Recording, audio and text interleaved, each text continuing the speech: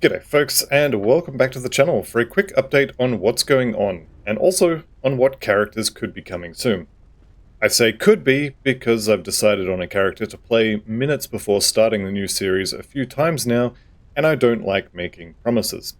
And speaking of promises, the big thing and the main reason I'm making this video is that Peppermint here, my Aether 3-Ways Spellbinder, will be taking a short vacation.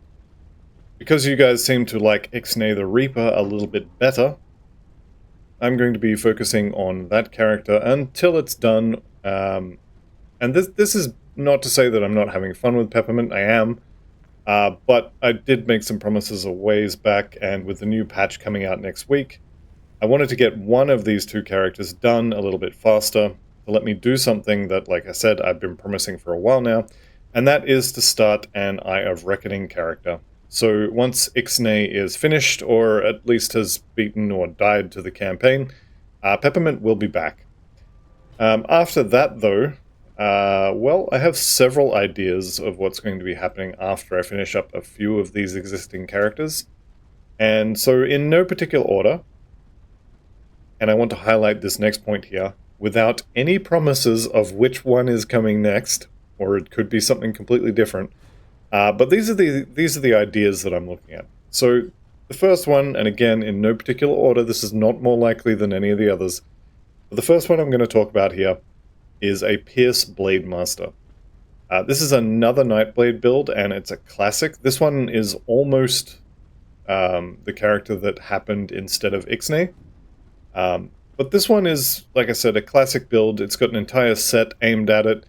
You don't have to have extra items for damage conversion, anything like that. It should be quite powerful.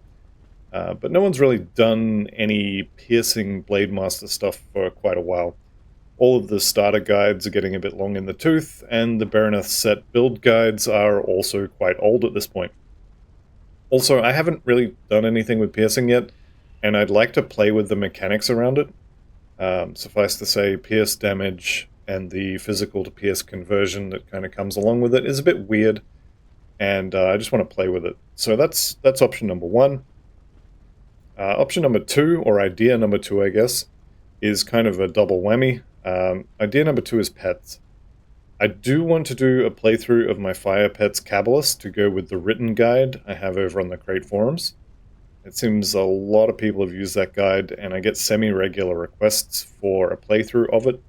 So let me just say it's absolutely coming. This one I'm going to say is coming. I'm just not sure when. It might not be next, but it is coming. I also want to mention here that I do want to do an Elemental Pets Conjurer at some point as well. This is another frequently requested build. This one is not guaranteed coming like the previous one is, but this one would most likely act as a kind of feed-in for the fluffy squishy build.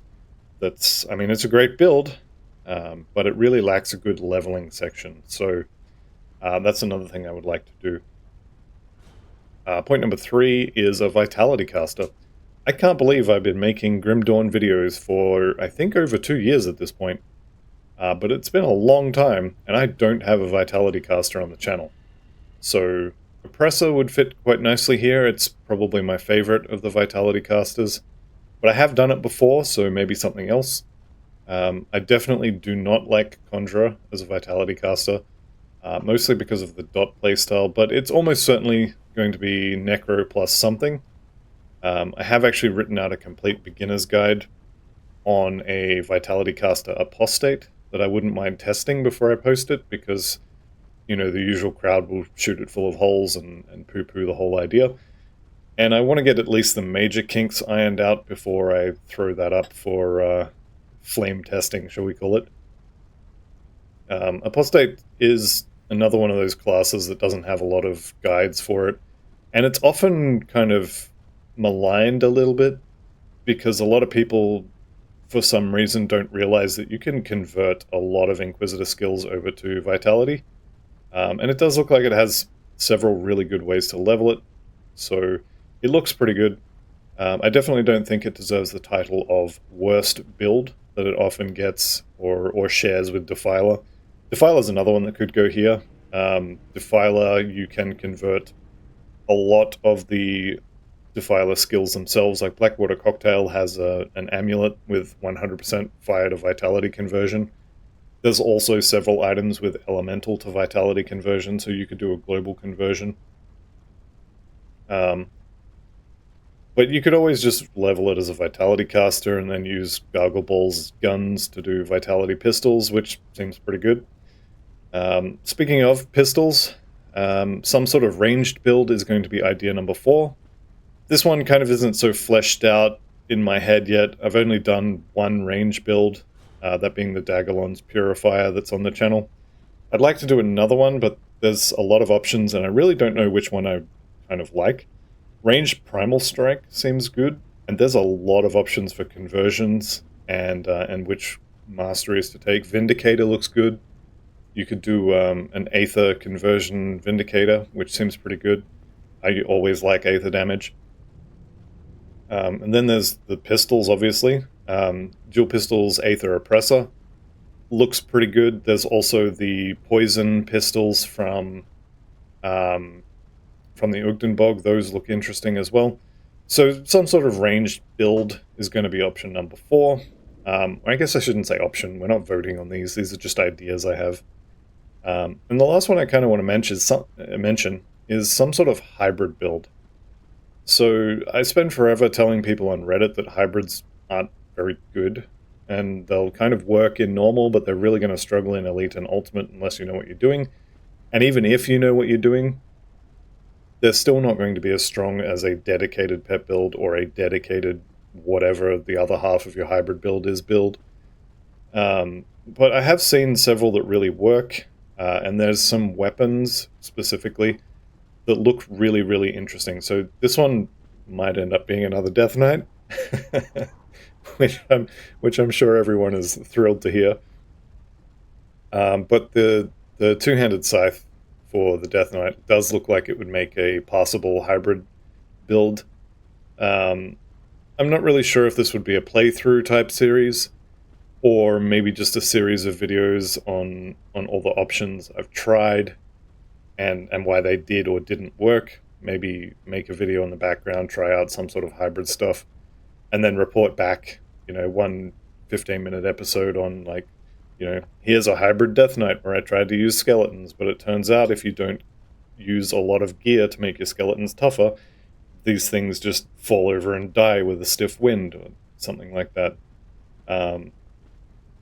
You could also try something like, I haven't looked into this, but just off the top of my head, the Blight Fiend, mix that up with the poison side of Nightblade. That could be possible. Obviously, none of this stuff is going to be mind-blowingly, oppressively overpowered, but it could be fun to play. And if you can get to, Shattered Realm 65 with a hybrid build, I'd probably consider that a success. I've seen a few. Specifically, there's one, I think it was a Warder, that got to Shattered Realm 80, sorry, with the Briarthorn, which to me, it kind of makes sense, right? Once you get to a certain level of survivability, you can kind of slowly claw your way through, and they never say in these guides whether they got to Shattered Realm 80, easily, finished the whole thing in 3 minutes and actually kept going to Shattered Realm 107 before they finally decided it was too slow.